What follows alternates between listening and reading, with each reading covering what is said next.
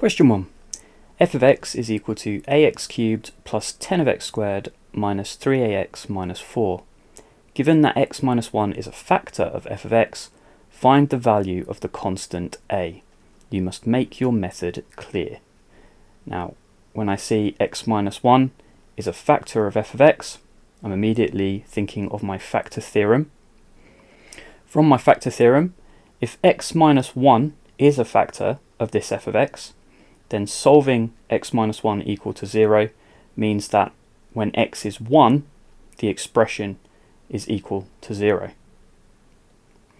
So we're starting with our polynomial ax cubed plus 10x squared minus 3x minus 4. If we substitute in 1, we get f of 1 is 1a plus 10 minus 3a minus 4. This can be simplified further.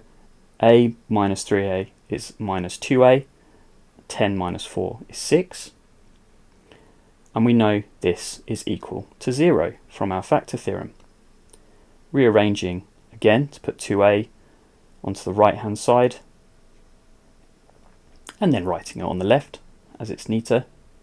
Dividing through both sides by 2, we find that our constant a is equal to 3.